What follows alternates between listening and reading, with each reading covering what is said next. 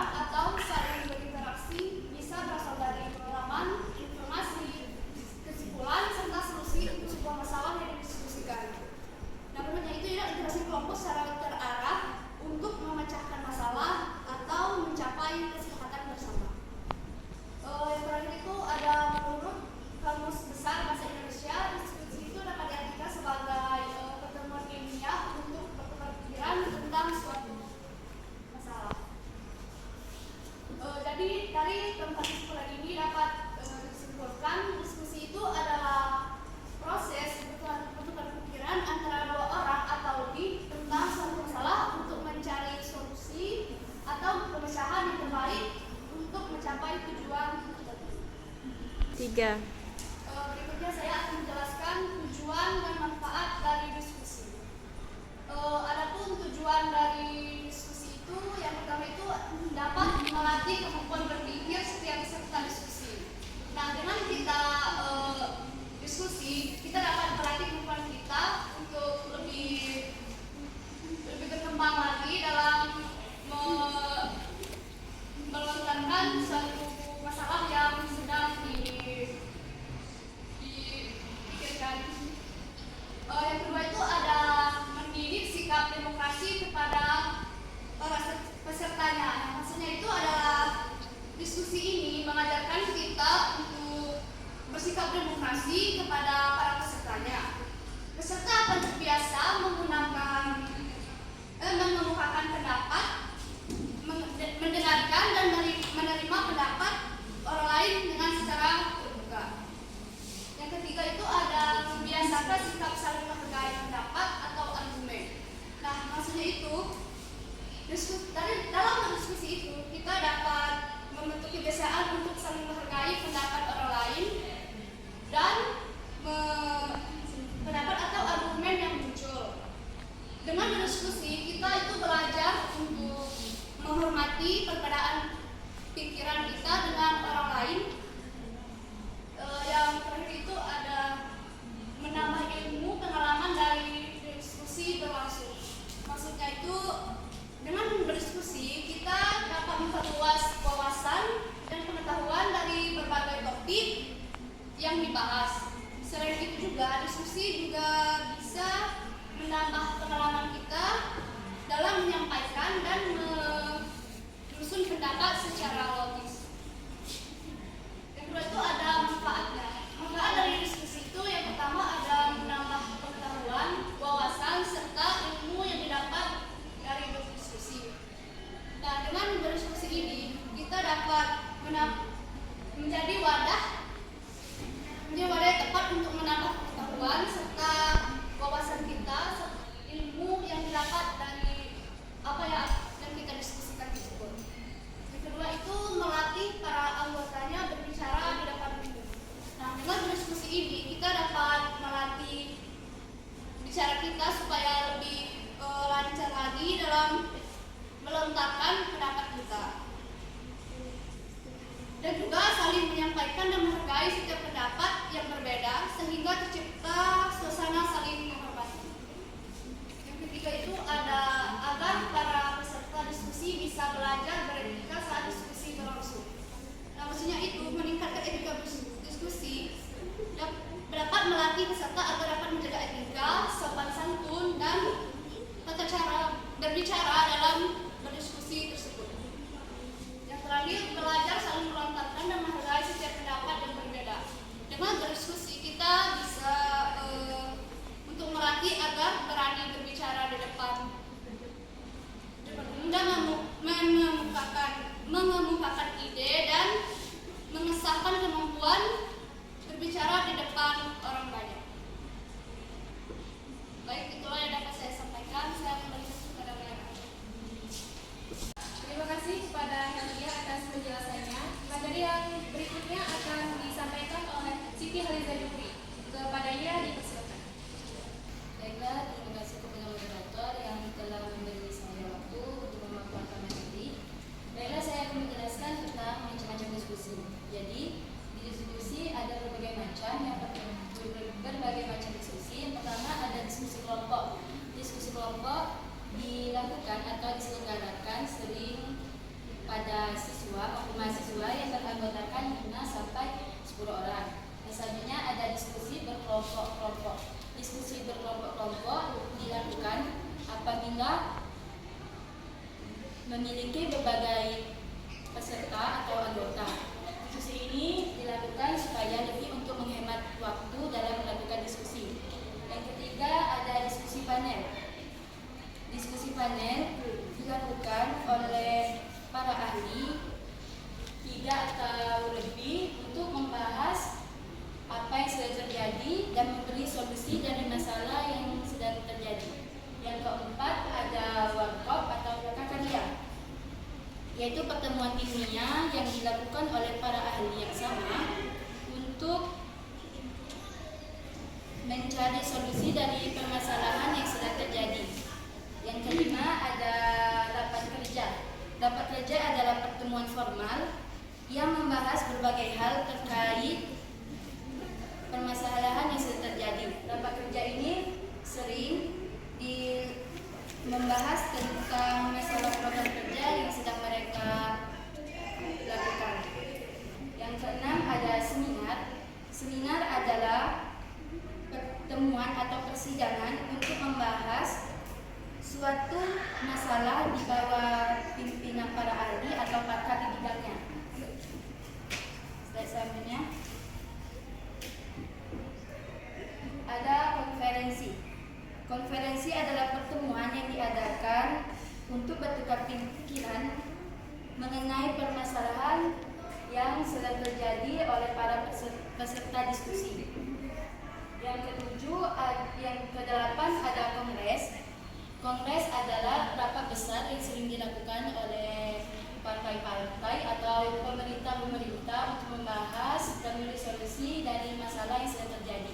Yang kesembilan ada simposium. Simposium diawali oleh pidato para ahli dan diakhiri dengan pertanyaan dan jawaban.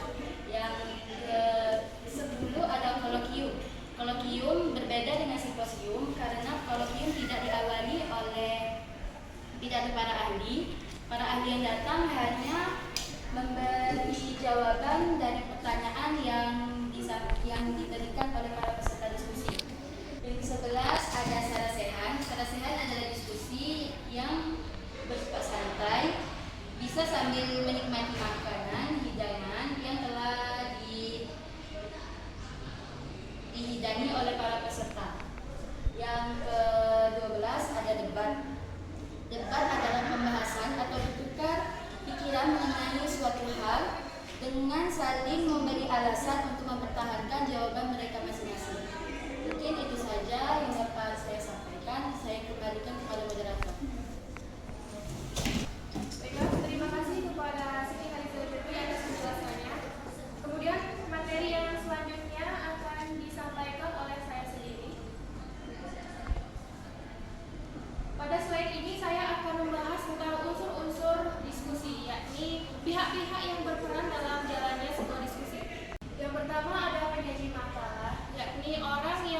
menyampaikan materi atau topik yang akan dibahas dalam diskusi. Penyaji makalah ini biasanya menjelaskan tentang isi makalah atau kajian tertentu yang menjadi dasar dalam sebuah diskusi. Kemudian yang kedua ada sekretaris atau penulis, yakni orang yang berperan mencatat poin-poin penting yang terjadi dalam diskusi seperti pertanyaan, pendapat dari audiens. Yang ketiga ada pemandu moderator, yakni orang yang bertujuan untuk mengarahkan sebuah diskusi agar diskusi tersebut berjalan sesuai dengan tujuan. Selain itu, pemandu atau moderator ini juga memberikan kesempatan bagi para peserta untuk berbicara mengenai pertanyaan ataupun pendapat mereka. Yang terakhir ini ada peserta diskusi, yakni orang-orang yang ikut berpartisipasi dalam jalannya sebuah diskusi seperti memberi pertanyaan atau memberi tanggapan terkait topik yang sedang dibahas dalam diskusi tersebut. Baik, itulah yang dapat saya sampaikan. Kemudian slide yang selanjutnya akan dibahas oleh Saudari Hermis Hesti, kepadanya dipersilakan. Terima kasih kepada moderator yang telah memberikan kesempatan saya untuk memaparkan materi mengenai tata cara diskusi. Teman-teman, sebelum kita melakukan diskusi, terdapat teori mengenai tata cara diskusi. Nah, apa saja? Yang lain dan tidak bukan adalah persiapan diskusi. Sebelum kita melakukan diskusi, tentunya kita harus melakukan persiapan diskusi. Apa saja? Yang pertama, harus menentukan tema atau topik yang akan dibahas agar diskusinya lebih terarah, tidak lebar kemana-mana. Alias kita memberikan parameter dalam tema atau topik yang akan kita diskusikan. Lalu yang kedua adalah kita perlu untuk mendapatkan materi dan data pendukung agar argumentasi kita kuat dalam melakukan diskusi. Dan yang ketiga, kita harus menentukan siapa narasumbernya, siapa moderatornya, siapa notulennya, dan agar diskusi itu lebih terarah. Selanjutnya yaitu pelaksanaan diskusi. Nah, seperti yang saat kami lakukan tadi, dibuka oleh moderator dengan menyampaikan salam, tujuan diskusi, memperkenalkan narasumber ataupun pemateri, lalu menjelaskan tata cara berdiskusi. Lalu setelah itu barulah pemateri menyampaikan materi argumentasi. Lalu adanya sesi tanya jawab. Di sini semua peserta diberi kesempatan untuk memberikan pertanyaan, tanggapan ataupun yang ingin menambahkan jawaban saat berdiskusi. Lalu setelah itu barulah di dalam sesi kesimpulan. Di sini moderator akan memberikan kesimpulan apa yang dapat disimpulkan saat berdiskusi tadi. Selanjutnya ditutup penutupan diskusi. Ditutup dengan mengucapkan salam dan ucapan terima kasih kepada para peserta. Itulah tata cara diskusi agar saat kita berdiskusi lebih terarah dan lebih efektif, sehingga semuanya dapat memahami dengan baik mengenai tema atau topik yang didiskusikan. Itu saja yang dapat saya sampaikan. Saya kembalikan kepada moderator. Terima kasih kepada pemateri atas penjelasannya. Sekarang kita buka sesi tanya jawab atau sesi diskusi. Bagi teman-teman yang memiliki pertanyaan, dipersilakan untuk menyampaikan. Kepada tinggal. Baik, sebelumnya terima kasih atas kesempatannya. Saya Muhammad Haikal NIM 1212039. Ingin bertanya, tadi sudah dijelaskan oleh kelompok 2 mengenai teori dan praktik diskusi, dan lebih rincinya oleh Helgia berpendapat bahwasannya diskusi tadi itu merupakan sebuah kegiatan bertukar pikiran. Nah, mengenai hal itu saya ingin bertanya, bagaimana cara kita menyampaikan sebuah argumen atau sebuah pendapat yang lebih baik atau lebih tepat dalam pelaksanaan diskusi berkelompok. Sekian, terima kasih. Terima kasih kepada Haikal yang telah memberikan pertanyaannya. Selanjutnya teman-teman ada yang ingin bertanya lagi? Ya, kepada Nadia. Baiklah, terima kasih. Di sini saya akan menanyakan apa yang perlu diperhatikan saat mengajukan pertanyaan dalam diskusi. Terima kasih. Terima kasih kepada Nadia yang telah bertanya. Selanjutnya ada yang ingin bertanya lagi? Saya. Ya, kepada Taufik.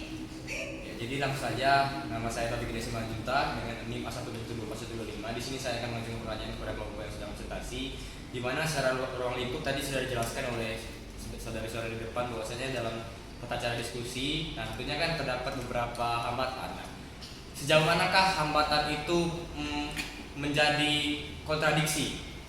Saja.